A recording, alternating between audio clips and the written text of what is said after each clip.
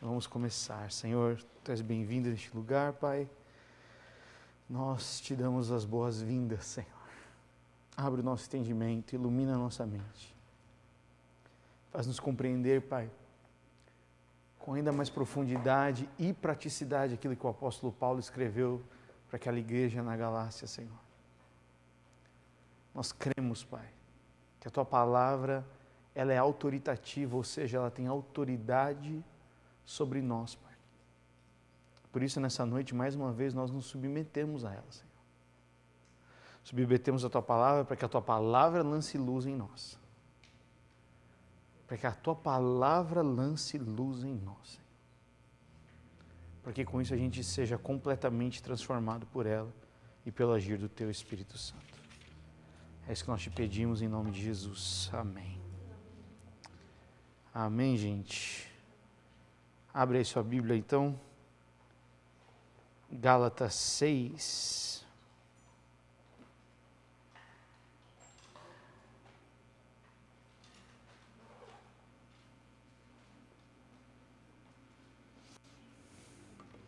Tem uma frase muito legal, que ela não tem muito a ver com o que a gente vai falar, mas eu vou deixar em algum lugar aqui escrito.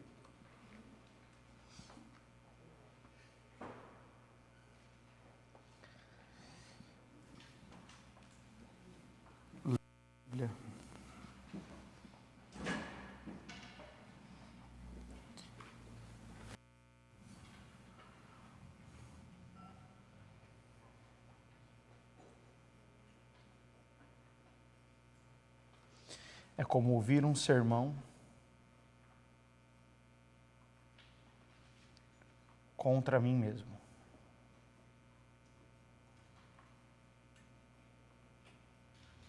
Quem escreveu isso foi Jonathan Edwards. Se você quer saber quem é Jonathan Edwards, eu gravei um podcast todinho sobre a vida dele. Ele é um puritano, pastor norte-americano, que muito impactou a minha vida e impactou muito o movimento americano, né, de igrejas, né, o movimento puritano foi um movimento muito belo na história da igreja, né, que se concentrou mais nos Estados Unidos, né, e eu gosto dessa frase dele. Ela é meio chocante e ela é intensa, mas ela é cheia de significado, né. Ler a Bíblia é como ouvir um sermão contra mim mesmo. Muitas vezes a gente tem um impacto do sermão, né? A gente vai ouvir um sermão e a gente é atraído muitas vezes por aqueles sermões que têm frases fortes, né? Frases que confrontam e tudo mais. Tem gente que prefere outros tipos de sermão, na verdade. Mas o Edwards, que é um grande exegeta, estudante da palavra, ele fala isso: a gente tem que ler a Bíblia entendendo que Deus está falando conosco e a Bíblia está falando contra mim. Eu sei que é uma coisa meio contra a cultura, né? Que a gente às vezes encontra a Bíblia, a gente vai até a Bíblia por conforto, por direção, por consolo. Mas quando você encara que a Bíblia é ouvir um sermão contra mim, não quer dizer que a Bíblia está atacando você. Mas um sermão, na sua essência, ele deveria sempre convocar o ouvinte a uma decisão de reflexão. Sermão, pregação, cartas de Paulo, que não levam o ouvinte a uma reflexão e, portanto, uma decisão, provavelmente não foi um sermão. Provavelmente pode ter sido um conselho, uma análise, uma opinião. Mas o sermão bíblico, ele passa pela verdade e não tem como a verdade não nos confrontar, você entende, gente? Então lembre-se dessa frase aqui, deixa ela guardada na sua mente, porque é isso, toda vez que eu ler a Bíblia, eu tenho que estar disposto a falar: Senhor, pode vir,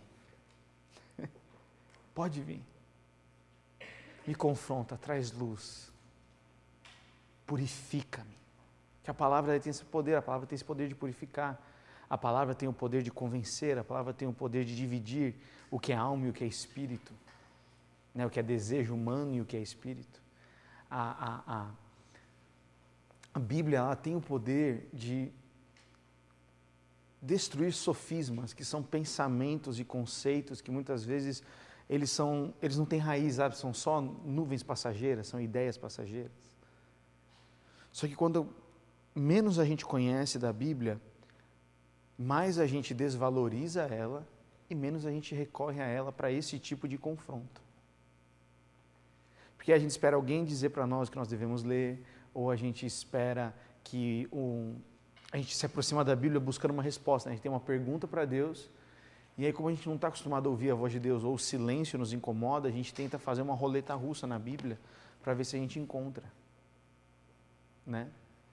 E Deus com certeza fala pela palavra, eu não tenho dúvida nenhuma. Mas tentar ficar caçando só para ter uma resposta, muitas vezes não é a maneira mais saudável de a gente se aproximar das Escrituras, porque a Bíblia ela é um livro que precisa ser lido com temor, com reverência, e não simplesmente para saciar uma coisa do nosso coração. É por isso que as cartas de Paulo muitas vezes não são citadas tanto em devocionais. É por isso que ninguém pega e fala, não, vou estudar Colossenses. Por quê? Porque é uma carta confrontadora, uma carta que choca. Então a gente prefere fazer devocional em coisas mais simples, em coisas mais leves. Eu não estou criticando, entende? Eu só estou dizendo que assim, como nós estamos fazendo, vocês se dispuseram aqui a fazer um estudo bíblico, eu espero que isso não seja só um início que acabou agora, mas que seja uma constância na sua vida e que você possa continuar estudando a Bíblia, né? Com outros livros, com livros de apoio, né? Com Bíblias comentadas, com comentários teológicos, se for o seu, você quer entrar de cabeça mesmo, né? Mas aí eu te indico uns, para você não ficar louquinho da cabeça, né?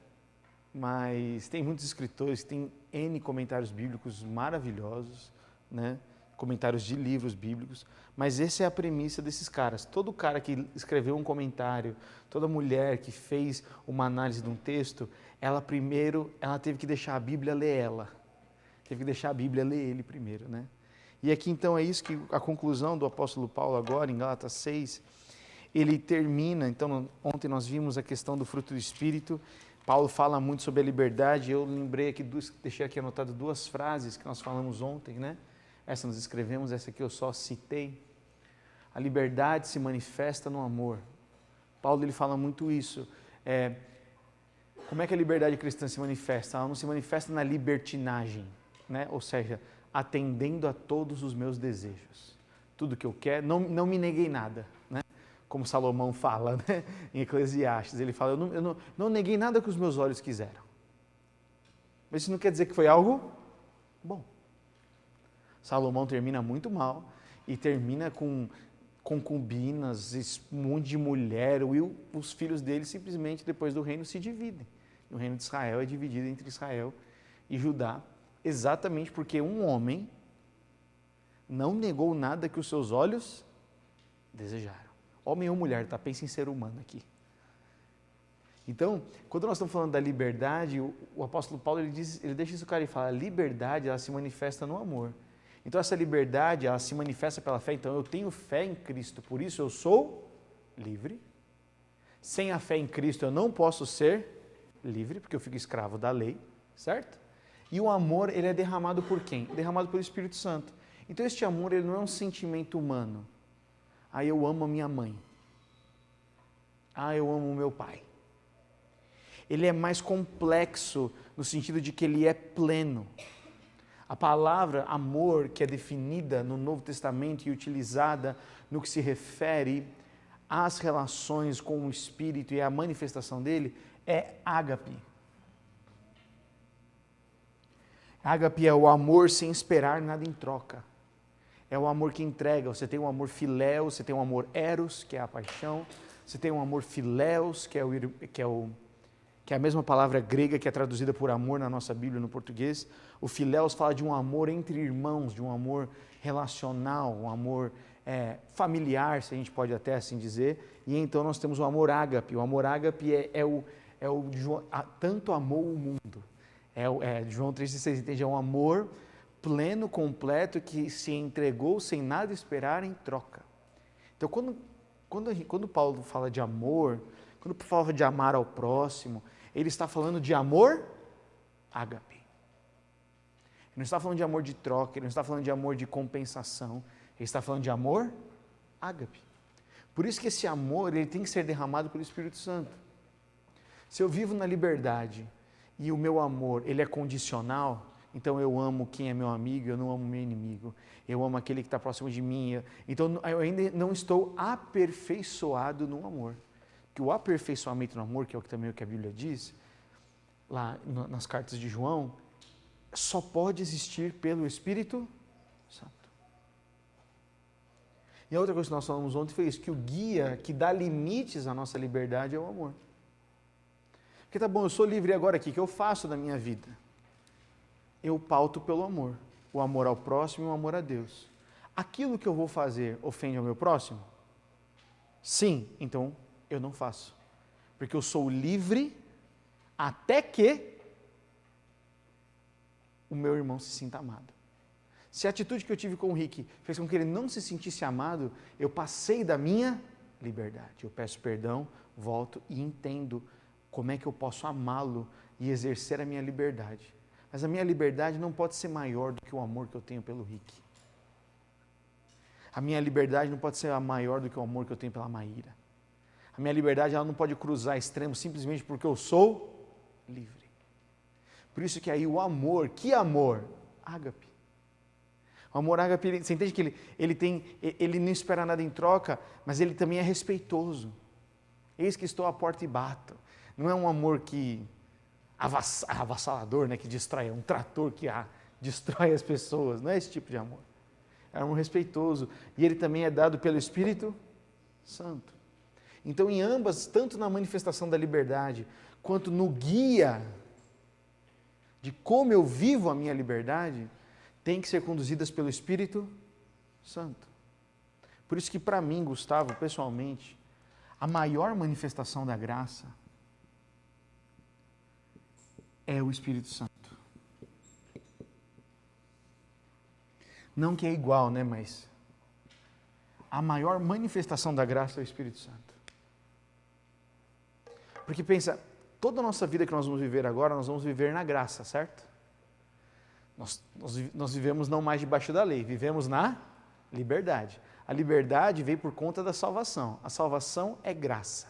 O que é graça? A graça é um favor imerecido. A graça é um presente, certo? Então Jesus Cristo morreu na cruz por mim e por você. Você pediu isso? Não. Você mereceu isso? Não. Foi um presente, foi uma dádiva de Deus por nós. Foi um ato de graça. Essa graça, então, ela também é manifesta depois na obra completa de Jesus. O que é a obra completa de Jesus? A obra completa de Jesus é a sua morte, é a sua ressurreição, mas também é o envio do Espírito Santo. A obra da cruz não é só morte e ressurreição, a obra da cruz é morte e ressurreição e o liberar do Espírito Santo. Então, eu tenho essa convicção no meu coração nesses últimos anos, de que a maior manifestação da graça é o derramar do Espírito. Então, Senhor, eu preciso de mais graça, eu preciso desfrutar da sua graça. É como se o Senhor respondesse, eu já te dei o Espírito. Porque se você ler no Novo Testamento, tem poucas menções de como é que é viver pela graça. Eles falam sobre viver no Espírito. Ele não fala de nós enchermos de graça, ele falou de nós não enchermos do Espírito. Então, quando eu tenho o Espírito de Deus na minha vida e eu obedeço e eu me submeto, eu estou desfrutando de graça. Fez sentido, gente, ou não? Eu desfruto da graça conforme eu sou cheio do Espírito. Eu saio debaixo da lei conforme eu sou cheio do Espírito.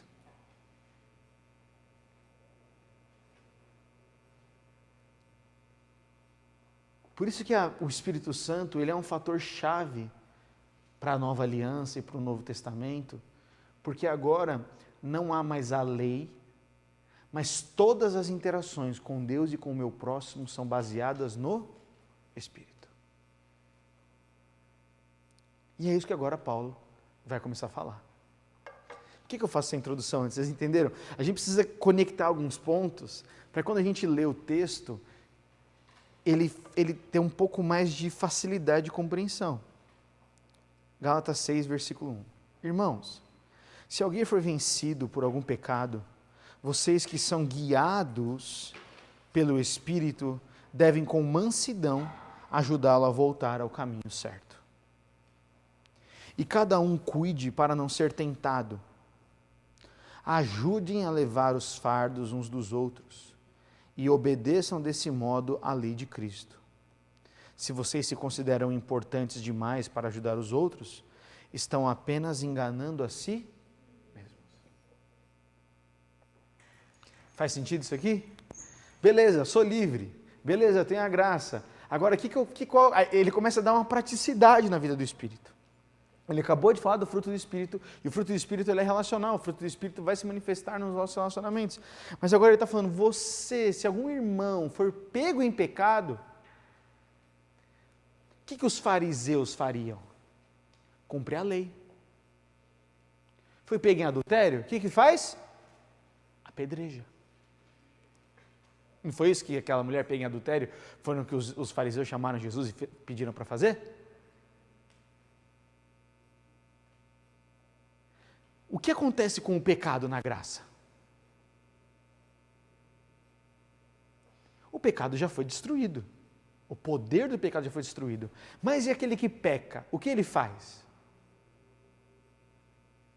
Se ele continuar no pecado, ele vai ter uma colheita. Que volta a dizer, Romanos 6, 7 e 8, vai aprofundar isso de uma maneira muito melhor do que qualquer coisa que eu poderia fazer aqui.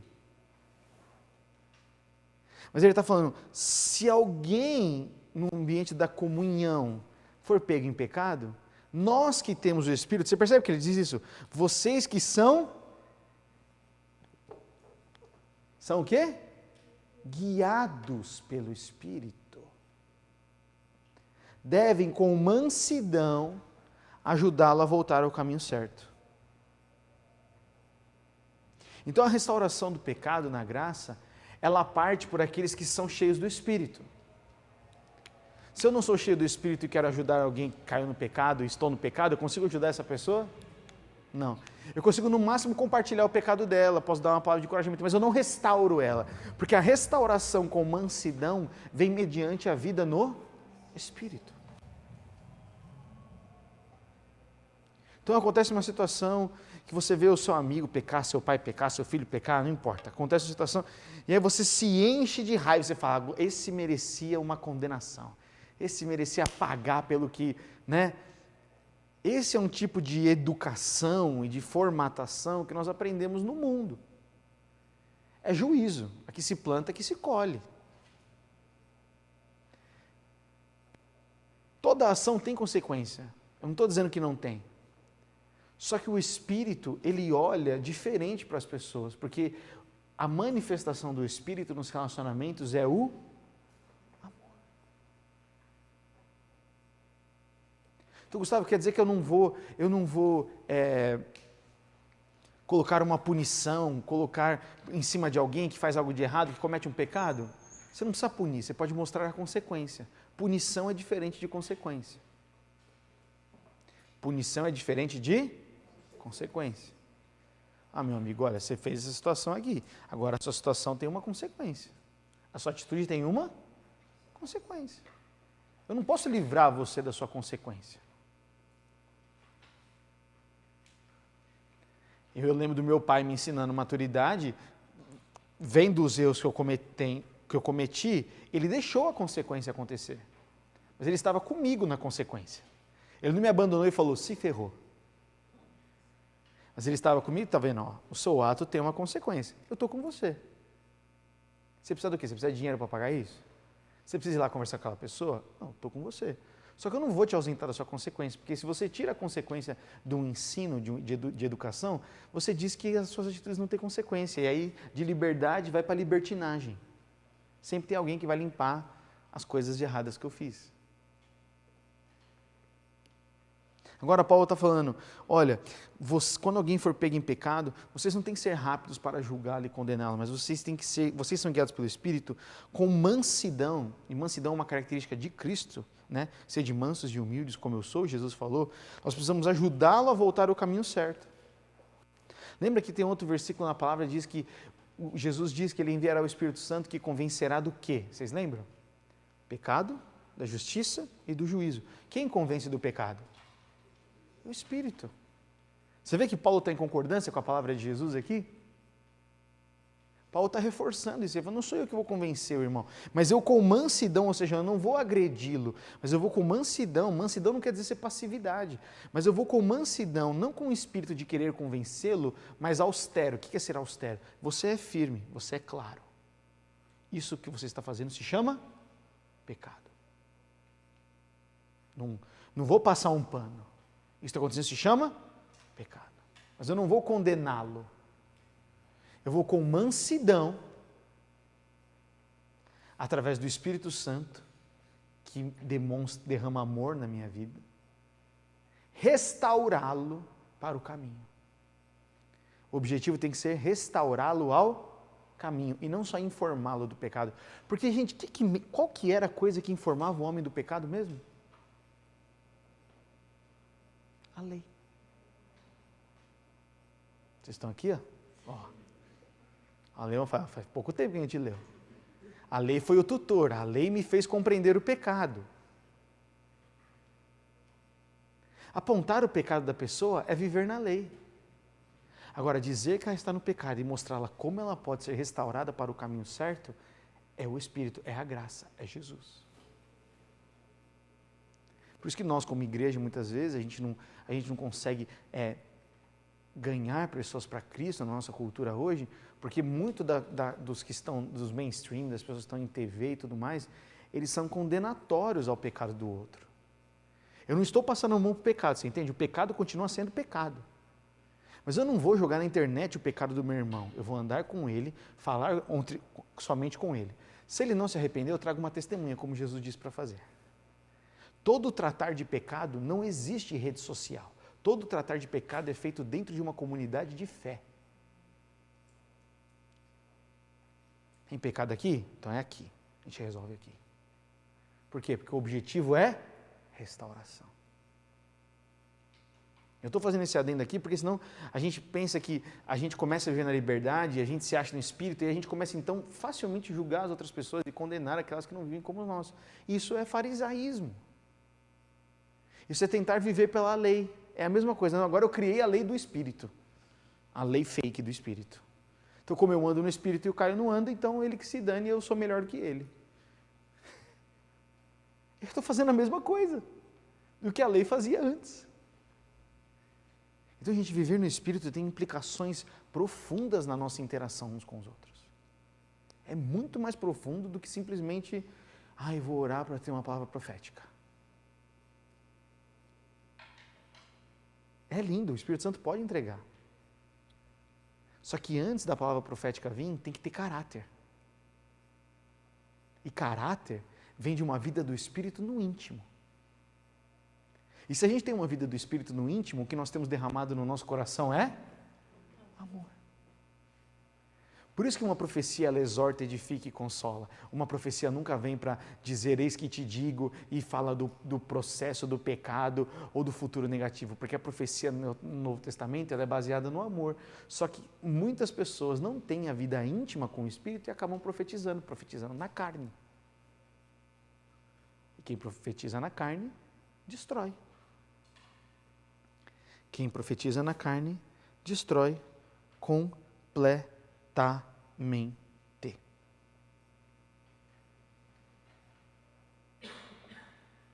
Esse não é um texto que a gente explica sobre como tratar o próximo, como tratar. Tem um livro muito bom, depois eu indico. Vamos continuar aqui. Versículo 4. Cada um preste muita atenção em seu trabalho, pois então terá a satisfação de havê-lo feito bem, e não precisará se comparar com os outros. Porque cada um de nós é responsável pela sua própria conduta. Aqueles que recebem o ensino da palavra devem repartir com seus mestres todas as coisas boas. Não se deixe enganar. Ninguém pode zombar de Deus. A pessoa sempre colherá aquilo que semear. Está vendo aqui a lei do semear e colher? Tem consequência. Quem vive apenas para satisfazer a sua natureza humana, colherá dessa natureza o que, gente? Ruína e morte. Mas quem vive para agradar o Espírito, colherá do Espírito a vida eterna. Portanto, não nos cansemos de fazer o bem. No momento certo, teremos uma colheita de bênçãos se não desistirmos. Por isso, sempre que tivermos a oportunidade, façamos o bem a todos, especialmente aos da família da fé. O que Paulo está dizendo aqui? Paulo está falando, o versículo 4, versículo 5, Paulo não está falando sobre egoísmo. Ele está falando sobre que a gente tem que não ficar julgando a obediência dos outros e olhar para a nossa vida de obediência. Quando ele está falando de trabalho, ele está falando como se fosse o resultado de. Então eu olho para a vida do Ti e vejo que ele poderia estar vivendo em mais obediência. Mas eu não posso usar o critério da vida no Espírito para julgar a vida dele. Eu tenho que olhar para a minha. O conselho de Paulo é esse. A única maneira que eu posso olhar para você e você pode olhar para mim e a gente fazer alguma coisa para a edificação do corpo é olhar para os frutos. Nunca se esqueça disso. Jesus falou que a única maneira que nós podemos julgar as pessoas, e julgar no sentido de ver se há mudanças de atitudes, é pelos frutos. Não é por uma palavra, não é por um posicionamento, não é por um dia, é pelos frutos. E você só consegue frutos se você anda junto. Uma árvore não dá fruto da noite para o dia. Então, quando Paulo está falando aqui, cada um preste muita atenção em seu trabalho, pois então terá a satisfação de havê-lo feito bem e não precisar se comparar com os outros, ele está falando, fique atento à sua obediência, fique atento ao que você se propôs a fazer. Não fique olhando para os outros, comparando o que os outros se propuseram e se eles estão cumprindo ou não. Atente-se a você. Por isso que ele fala no versículo 5, porque cada um de nós é responsável pela própria conduta. Ele não está falando de egoísmo. Mas ele está falando assim, antes de você sair falando da vida dos outros, olhe para a sua vida de obediência e cuide da sua própria conduta. O capítulo 6 praticamente é um capítulo para liderança. Ele está falando de restauração de pecado, ele está falando de aconselhamento, ele está falando, antes de você sair julgando a intenção do coração das pessoas, que só Jesus sabia, você deve ficar atento à sua conduta. A sua conduta é mais importante do que o outro está fazendo. Porque se o outro tiver o Espírito Santo vai convencê-lo. Agora, Gustavo, mas eu estou no meu G100, eu estou aqui na minha família, e eu vejo que está acontecendo errado, o que eu faço? Versículo 1, irmão, se alguém for vencido por algum pecado, vocês que são guiados pelo Espírito devem com mansidão ajudá-lo a voltar ao caminho certo. Mas não julgarem meu coração e ficar, falou que era, agora não é, olha esse fruto, olha essa atitude. Isso é fofoca, isso é espírito de divisão. E o espírito de divisão é uma das obras da carne que a gente leu. No capítulo 5. Mano, você entende a Bíblia? É tudo ali. Está tudo conectado. Só que se a gente não faz reflexão, a gente passa batido. Aqueles que recebem o ensino da palavra devem repartir com seus mestres todas as coisas boas. E aqui é a referência que Paulo está falando de que aqueles que recebem algo do Evangelho devem compartilhar com seus mestres. Então, o intuito de Paulo aqui é falar assim, vocês que recebem algo, se vocês receberem algo pela verdade do Evangelho, vocês devem compartilhar com seus mestres, seja da palavra, ou seja mesmo, aqui o comentário é estrito à questão financeira. Ele fala, se vocês receberam algo por isso, vocês devem compartilhar, ou seja, no sustento àqueles que ensinaram vocês disso. Porque é comum nessa igreja que nós estamos falando aqui, de que a vida de Paulo, então, ele se torna praticamente um tempo integral, ele está vivendo para implantar a igreja e pregar o Evangelho. Então ele é sustentado e depois ele vai fabricar tendas e tudo mais, tem todo o critério ali. Mas o negócio é de que existiam uma grande parte de pessoas e cristãos que sustentavam o ministério dos apóstolos, tanto de Paulo quanto de João e de outros mais, né? No que diz respeito à oferta. O versículo 6 fala sobre isso. Então, no versículo 7, ele fala sobre a prática do bem. Ele fala, gente, você não pode zombar de Deus. Então, você não consegue enganar Deus dizendo que você está fazendo por uma atitude de bem, porque Deus sonda mentes e corações. Outro dia eu entrei numa discussão com um cara, eu não lembro com quem foi, se existia alguma ação altruísta, se existia alguma boa ação altruísta. O que é uma boa ação altruísta? Eu faço uma boa ação sem esperar nada em troca.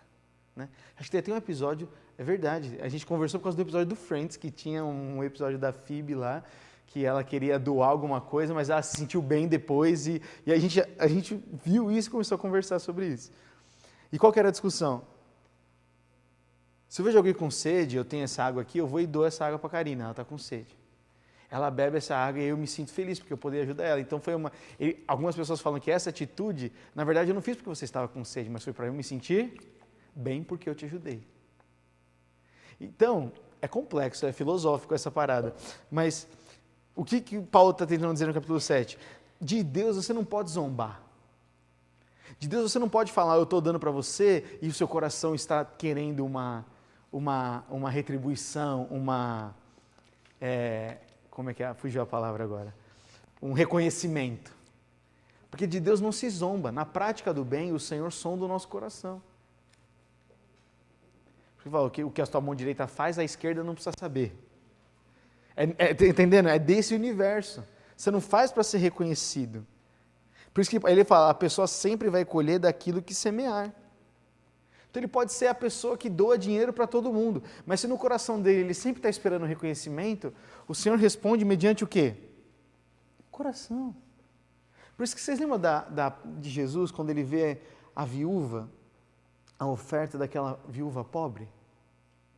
Você tinha as pessoas que entregavam sempre, né, o dinheiro, os fariseus. Aí chegou aquela mulher, simples, ela coloca lá as moedinhas.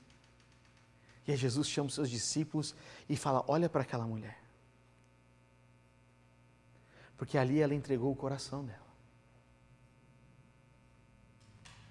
Por isso que o apóstolo Paulo mesmo vai dizer, cada um oferte segundo o seu coração.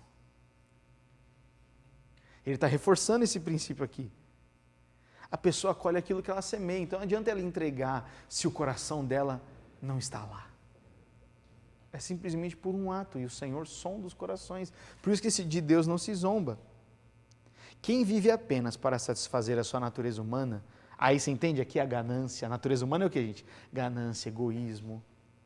A quem vive apenas para satisfazer a sua natureza humana, colherá dessa natureza humana ruína e morte. Não tem. Senhor, em teu nome expulsamos demônios, fizemos grandes coisas, aparte de mim, não vos conheço. Jesus falou que isso vai acontecer no dia do juízo.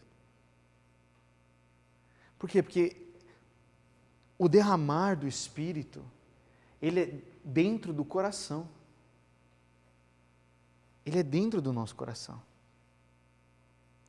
Mas quem vive para agradar o Espírito, colherá do Espírito a vida eterna. Portanto, só experimenta da vida eterna quem é cheio do Espírito. Portanto, não nos cansemos de fazer o bem. No momento certo, teremos uma colheita de bênção, se não desistirmos. E aqui Paulo está falando nada menos do que perseverança. Pô, Gustavo, mas eu luto para que esse comportamento pecaminoso não resida em mim. Eu luto constantemente, eu me protejo, igual eu falei ontem, né? Eu tenho um exercício para não me entregar aos meus desejos. Então, se é perto daquela pessoa que me dá esse desejo pecaminoso, eu evito, se é essa rede social, então, né? Eu faço várias coisas para me proteger, mas parece que eu fico cansado disso. Que cansa, gente. É mais fácil entregar para o pecado, não é? Vocês estão aqui? É muito mais fácil. Mas eu estou cansado. Aí Paulo está falando, não, presta atenção, não nos cansemos de fazer o bem. Aqui o bem não é só o bem ao próximo, ele está falando do bem da perseverança, de você se permanecer puro e santo. No momento certo, teremos uma colheita de bênçãos, se não desistirmos. Tanto que o texto de Hebreus fala que nós não somos daqueles que retrocedem para a perdição, mas nós somos daqueles que perseveram, que continuam até o fim. Então, meu amigo e minha amiga, presta atenção, a perseverança na sua jornada cristã, ela é necessária para colher bênçãos. A perseverança não é uma caminhada de sofrimento, a perseverança é uma caminhada de fé. Se a gente encara a perseverança como uma caminhada de sofrimento, quer dizer que está faltando a presença do Espírito Santo. Agora, a perseverança com o Espírito Santo, ela se transforma numa caminhada de fé, porque é de glória em glória. Então, cada vez que nós perseveramos, a nossa fé aumenta, que é Romanos 5. Fiquem felizes quando passarem por todas e qualquer tipo de provação, porque a sua fé, então, está sendo aperfeiçoada, o seu caráter está sendo formado. Mas tudo isso é fruto da perseverança.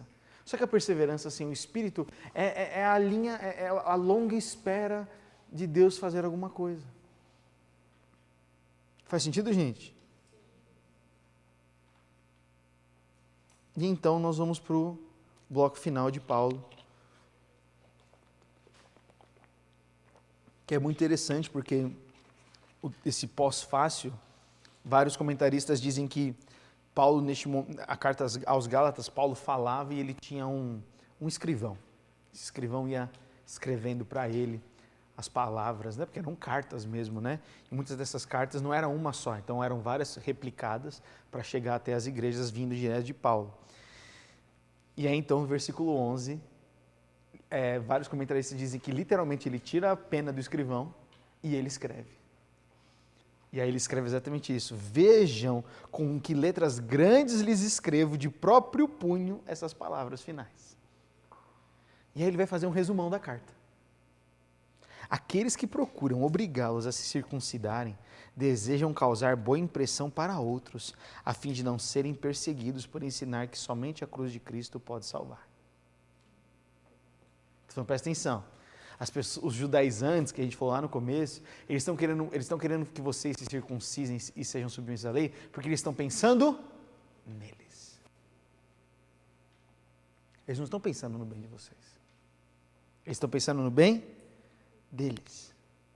Eles não querem ser perseguidos por dizer que só a cruz salva, porque dizer que só a cruz salva vai trazer perseguição.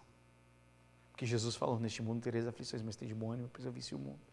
Paulo está disposto a servir a perseguição. Eles outros falam, mano, peraí, eu não vou negar Jesus, mas tem umas outras coisas que se eu acrescentar, não vão trazer o tipo de perseguição.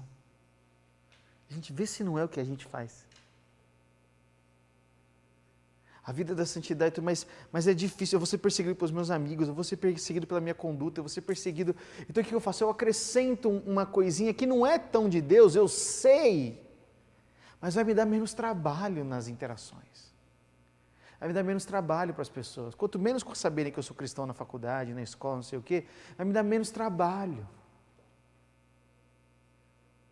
Entende que isso é roubar o evangelho da cruz? Isso é diminuir o que Cristo fez por nós. Tudo que depender de mim, e é o meu conselho que eu digo a vocês, que todo mundo saiba na sua vida que você é crente. Discípulo de Jesus. Que todo mundo saiba. Ah, Gustavo, mas eu posso ser excluído por isso. Fica feliz. Mas eu posso sofrer retaliação no meu trabalho. Fique feliz. Mas eu posso perder meu emprego. Fique feliz. Você confia em Deus? Aí a nossa fé, cada vez que a minha fé é provada, já dizia a música, tu me dás a chance de crescer um pouco mais. Então, enquanto você... Esse Paulo está falando, você entende? E é muito legal, gente, porque ele vai escrever de próprio punho, né? Ele fala, presta atenção. Eles estão querendo ficar bem para eles não querem peso, eles não querem perseguição para eles. Versículo 13. E nem mesmo aqueles que defendem a circuncisão cumprem toda a lei.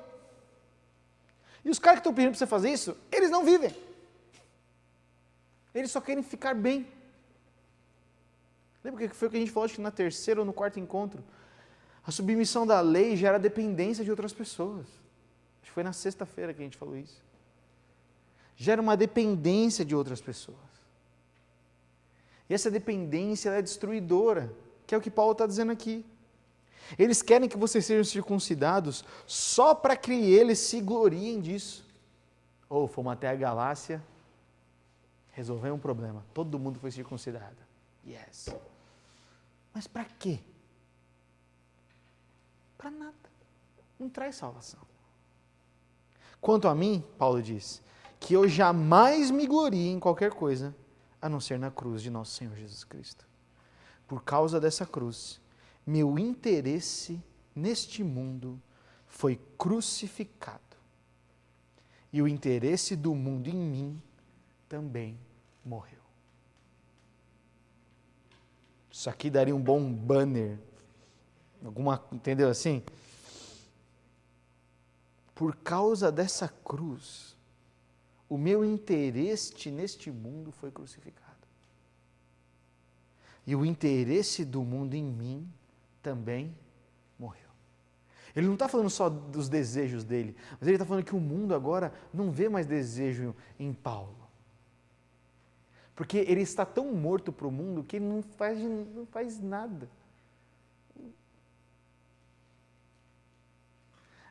Às vezes a gente tem isso, né? Esse conceito de que... E é verdade, né? Que o diabo está ao nosso derredor, ele está tentando tragar, né? E tudo mais. Mas eu acho que Paulo, com esse versículo, me estimula a crer que eu posso chegar num nível de morte para este mundo tão grande que o diabo perde interesse em mim. Lendo isso aqui, eu fui chocado. É a revelação nova para mim. Eu posso viver uma vida que eu estou tão morto para este mundo que o diabo fala, mano, esse aí já está com Jesus. Esse aí já. Não sei se dá para viver essa vida, mas virou um alvo, viu? Virou um negócio interessante. Eu estou tão morto para os meus desejos, eu estou tão morto que não tem nada mais neste mundo que me atrai.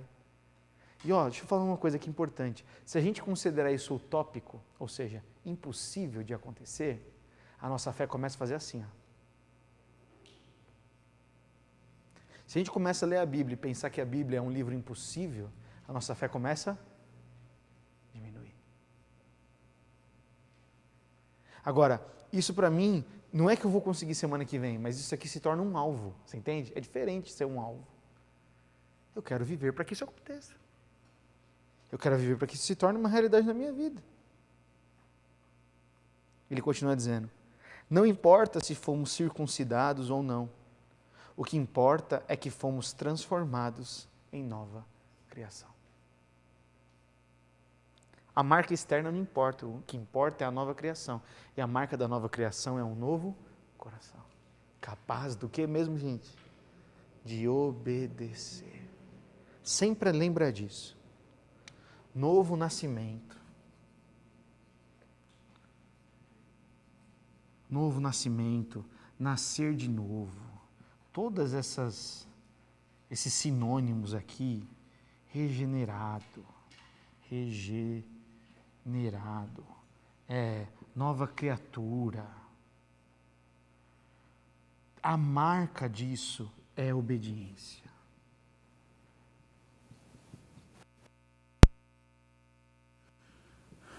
Não é manifestação sobrenatural. A manifestação sobrenatural ela é dada pelo Espírito, conforme lhe apraz. Paulo é muito claro ao dizer isso. Pertence ao Espírito distribuir. Não estou dizendo que a gente não deve almejar, entende? Devo almejar. Paulo fala, busquem os melhores dons. Nós devemos almejar ser cheios do Espírito Santo, falar em línguas, profetizar. Nós podemos almejar e devemos, diz Paulo. Mas este não é a primeira manifestação da nova criação. A manifestação do novo nascimento, do nascer de novo, da regeneração, da nova criatura, é a capacidade de obedecer. Por isso que obediência tem a ver com caráter.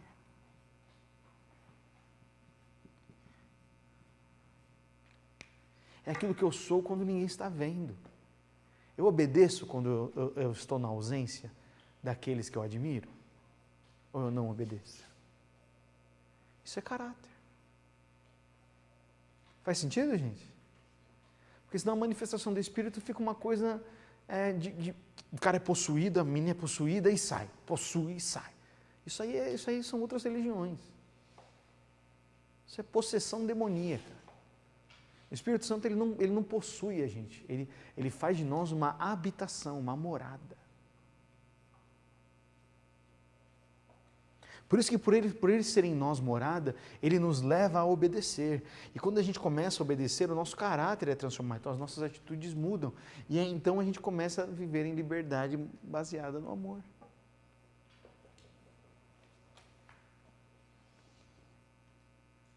O que importa é que fomos transformados em nova criação. Que a paz e a misericórdia de Deus estejam sobre todos os que vivem de acordo com esse princípio sobre o Israel de Deus. De agora em diante, que ninguém me perturbe com essas coisas, pois levo em meu corpo cicatrizes que mostram que pertenço a Jesus. E aqui é só assim, Paulo está meio bravo porque estão contestando o apostolado dele, ele fala assim, eu estou seguindo a Jesus, olhem o que eu já sofri de perseguição. E aí vocês digam se eu escolhi a cruz ou não, né? Irmãos, que a graça de nosso Senhor Jesus Cristo esteja com o espírito de vocês. Amém. Nós falamos nessa carta, gente, sobre justificação pela fé. Nós falamos nessa carta sobre a salvação vir pela fé e não vir pelas obras. Nós falamos que a vida na fé, ela leva a gente à vida de liberdade, liberdade da lei, mas só que essa liberdade, ela é conduzida pelo Espírito Santo, que é manifestado através do amor. Portanto, não somos mais escravos, nem da lei, nem do medo, nem de nada que possa nos impedir de experimentar o Espírito Santo que Jesus derramou por nós, derramou em nós, mediante a cruz do Calvário. E o que eu queria concluir com vocês, gente, é um capítulo mais curto, né? Você vê que são poucos versículos, né? Eu queria que vocês entendessem o valor que a cruz tem na nossa fé. No segundo encontro que a gente teve, a gente falou das alianças, que é o que Paulo fala da aliança de Abraão, né? E ele fala da promessa de Abraão, da aliança com o povo no Sinai e tudo mais. Mas toda a lei se completa em Cristo. Quando a lei se completa em Cristo,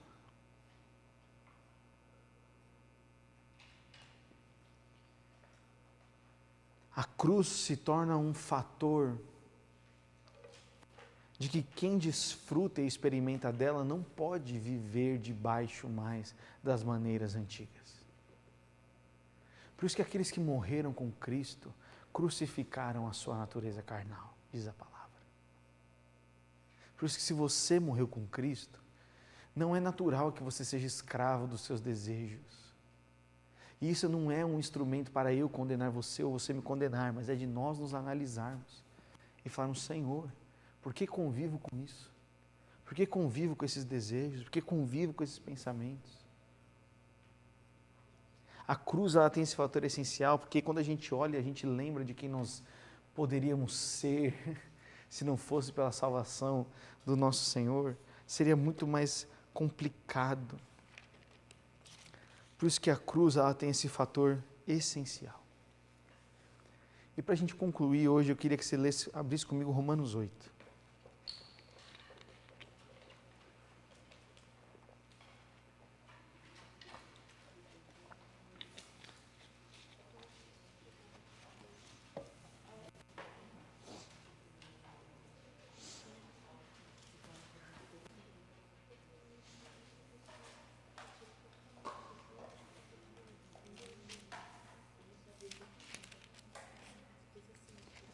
Alguém leu Mateus 5, 6 e 7 desses dias para cá? Alguém leu? 6. Romanos 8. Agora, portanto, já não há nenhuma condenação para os que estão em Cristo Jesus. Pois em Cristo Jesus a lei do Espírito que dá a vida os libertou da lei do pecado que leva à morte. Está fazendo mais sentido agora? A lei não era capaz de nos salvar por causa da fraqueza da nossa natureza humana. Por isso Deus fez o que a lei era incapaz de fazer, ao enviar seu Filho na semelhança de nossa natureza humana pecaminosa e apresentá-lo como sacrifício por nosso pecado. Com isso declarou o fim do domínio do pecado sobre nós, de modo que nós, que agora não seguimos mais nossa natureza humana, mas sim o Espírito, possamos cumprir as justas exigências da lei. Aqueles que são dominados pela natureza humana pensam em coisas da natureza humana. Mas os que são controlados pelo Espírito pensam em coisas que agradam o Espírito. Portanto, permitir que a natureza humana controle a mente, olha que muito louco, controle a mente, os pensamentos, resulta em morte. Mas permitir que o Espírito controle a mente resulta em vida, e aí Paulo faz um acréscimo. Paz. Putz grila. Pois a mentalidade da natureza humana é sempre inimiga de Deus.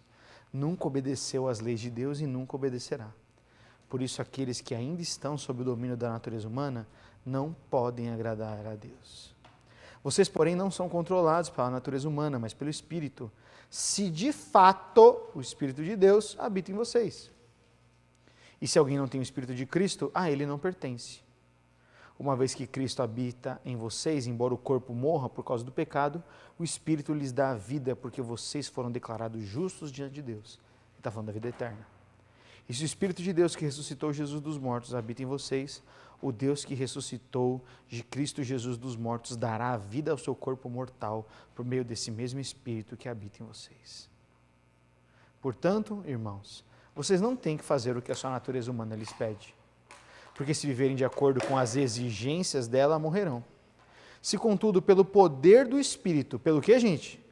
Poder do Espírito, fizerem morrer, você vê que é uma ação, as obras do corpo viverão, porque todos os que são guiados pelo Espírito de Deus são filhos de Deus. Pois vocês não receberam um Espírito que os torne de novo escravos medrosos, mas sim o Espírito de Deus, que os adotou como seus próprios filhos. Agora nós os chamamos Abba, Pai, pois o seu Filho confirma em nosso espírito que somos filhos de Deus. Não preciso nem explicar. Se torna completo.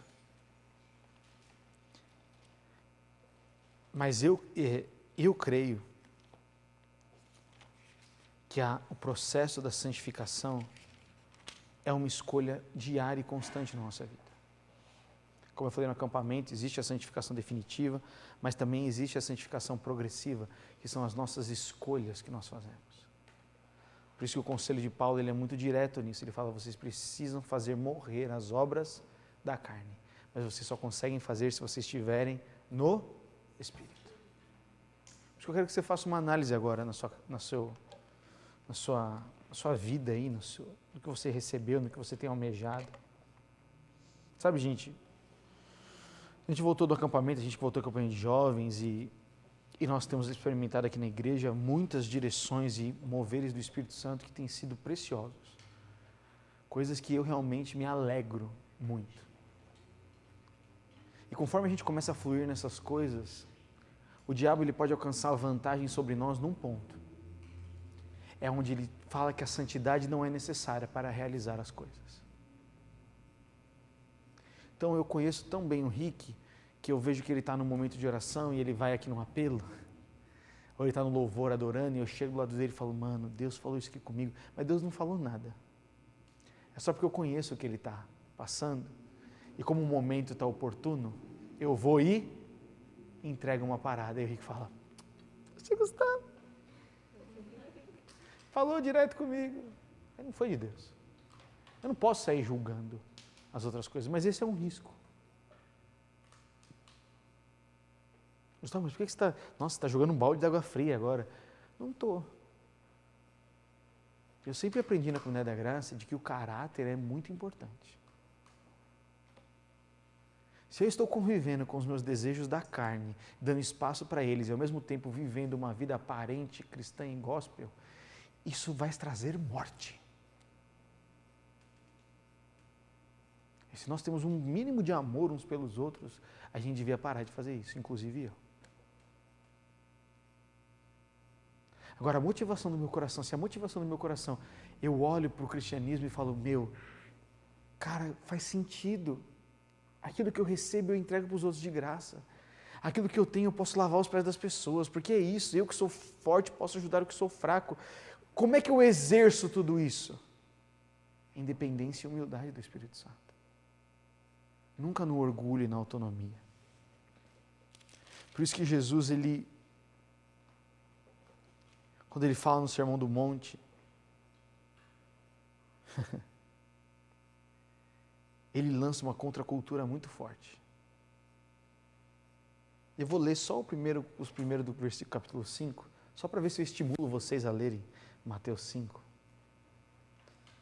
Abre aí Mateus 5, versículo 1.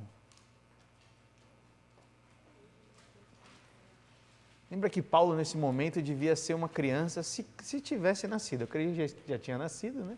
Ele devia ser uma criança correndo por Jerusalém. Certo dia, quando Jesus viu que as multidões se ajuntavam, subiu à encosta do monte e ali assentou-se. Seus discípulos se reuniram ao redor e ele começou a ensiná-los. Felizes os pobres de espírito, pois o reino de Deus lhes pertence. Nós vamos ler só as bem-aventuranças. Olha a contracultura aí. Felizes os que choram, pois serão consolados. Felizes os humildes, pois herdarão a terra. Felizes os que têm fome e sede de justiça, pois serão saciados. Felizes os misericordiosos, pois serão tratados com misericórdia. Felizes os que têm coração puro, ou puros de coração, pois verão a Deus. Felizes os que promovem a paz, pois serão chamados filhos de Deus. Felizes os perseguidos por causa da justiça, pois o reino dos céus lhes pertence. Felizes são vocês quando por minha causa sofrerem zombaria e perseguição, e quando outros, mentindo, disserem todo tipo de maldade a seu respeito. Alegrem-se e exultem, porque uma grande recompensa os espera no céu. E lembre-se de que os antigos profetas foram perseguidos da mesma forma. Ele está falando sobre um modelo de recompensa e de compromisso diferente. Paulo está falando que a gente não deve se envergonhar, que a gente não deve adaptar o evangelho da cruz. Agora lembra, toda vez que a gente tiver que fazer um esforço para a gente se sentir amado por Deus, nós estamos no caminho errado. E assim, não entenda errado. A vida cristã requer esforço, tá? A vida cristã requer renúncia. Mas essa renúncia não é um peso que, se a gente fizer tudo certo, Deus vai nos aprovar. É uma renúncia que você fala, eu renuncio por... É meio que assim, sabe? É uma renúncia com recompensa. Porque ao mesmo tempo que você está renunciando, você está recebendo uma recompensa da presença dele. Você está abrindo mão de algo que você poderia estar fazendo, mas ao mesmo tempo você está recebendo algo muito melhor. Quanto mais cedo você entender isso na sua vida, mais cedo você vai ter uma colheita e vai ter uma maturidade no que diz respeito à vida na presença de Deus. Tem gente que tem muito tempo de igreja e ainda não compreendeu esse desfrute da presença. Busca muitas coisas, busca a aprovação social, busca os dons, busca as manifestações sobrenaturais e volta a dizer, eu não sou contra elas. Só que a motivação errada pode destruir. Eu não posso ir orar para Deus me entregar uma palavra profética se eu tenho algo no meu coração contra o meu irmão. Você entende que não tem coerência? Não tem coerência.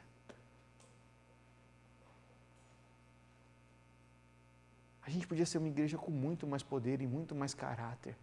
E muito mais pessoas sendo atraídas a Deus, como Jesus vai falar na continuação de ser sal e luz. Se a gente se preocupasse com essas coisas primeiro. Com a nossa unidade. Com não guardar nada um contra o outro. E aí então eu vivo nessa vida, você entende? Por isso que o apóstolo Paulo ele vai escrever sobre unidade. E a carta aos Coríntios é depois da carta dos Gálatas. E se eu não me engano, também depois das cartas aos Romanos. Porque Paulo fala, depois de tudo isso que eu ensinei, justificados pela fé, a presença do Espírito, o que falta para vocês? Unidade. Porque a partir do capítulo 12 de Romanos, Paulo vira uma chave teológica e ele começa a falar só sobre relacionamento. Tanto que Romanos 15 ele fala que nós devemos viver em harmonia uns com os outros. Eu me empolgo, né? E eu vou embora. Quando a gente compreende a Bíblia com esse nível de conexão, gente, não só o estudo, mas até a vida cristã, ela muda um pouco de perspectiva. Porque se eu sei que, eu estou salvo pela minha fé em Jesus, eu olho para a minha vida e eu tento dar um propósito para ela agora. Esse propósito eu posso ter de Deus. Então aquelas dúvidas, né? Será que eu estou salvo? Será que pode perder a salvação? Deixa para Deus julgar. Essa teologia que discutem, que na nossa geração está cada vez mais jogando medo, jogando insegurança nas pessoas. Esse medo some quando a gente começa a praticar o cristianismo. Quando a gente não pratica o cristianismo, na cabeça fica, meu Deus, eu posso perder. Essa é a mentalidade do escravo, ele pode perder a qualquer hora. Mas a mentalidade do livre, ele fala, eu sei o que eu tenho, mas não vou viver de maneira libertina. Eu vou viver debaixo do Espírito Santo. E cabe ao Senhor. Você entende? Aí você... Por isso você vê que tanto a conclusão de Romanos 8, que a gente leu, quanto Gálatas 6, ele fala de que aqueles que têm o Espírito têm a garantia da vida eterna. Não é muito louco? Ele não precisa falar que vai perder, que não vai, se é escolhido, se não é. Ele está falando, se você tem o Espírito, você tem a garantia. Agora viva a sua vida. Agora vá fazer discípulos. Agora vai ser cheio do Espírito Santo. Agora vai edificar o corpo de Cristo. Mas a gente não obedece essa parte. Então a gente não obedece e a gente fica caçando minhoca. O que diz isso? O que ele quis dizer com isso? Ai, mas as minhas emoções. Ai, mas o meu pecado. Aí a gente hipervaloriza as coisas. Pecado é pecado. Nós não somos mais escravos porque Jesus destruiu o poder do pecado. O salário do pecado é a morte. Não vamos mais morrer por causa do pecado, porque Jesus Cristo se fez maldição por nós, como a gente leu em Gálatas. Só que o pecado tem consequência. Se o pecado tiver consequência, como é que eu paro de ver a vida no pecado? Eu me arrependo. E eu continuo. Agora, a escolha de viver sentado no poço da lama do pecado, é muito provável que a gente ainda não conheceu e não valorizou essa cruz. Porque não tem, e é a minha última declaração, não tem como entender a cruz e permanecer no pecado. Você pode pecar, mas vai vir um soco de arrependimento. Um soco de tristeza, que é o que Paulo fala. Que a tristeza que vem do Espírito produz arrependimento, mas a tristeza que vem do mundo produz morte. Não tem como entender a cruz e permanecer no pecado. Esse é o convite para a santidade. Esse é o convite para a liberdade. Esse é o convite para a vida no Espírito. Porque o Espírito ele não é só Espírito, ele é um Espírito que é santo. É Deus compartilhando a santidade dele em nós. Que vocês não eram capazes de obedecer, agora eu dou essa capacidade, por causa do Espírito que é santo. Ele é santo.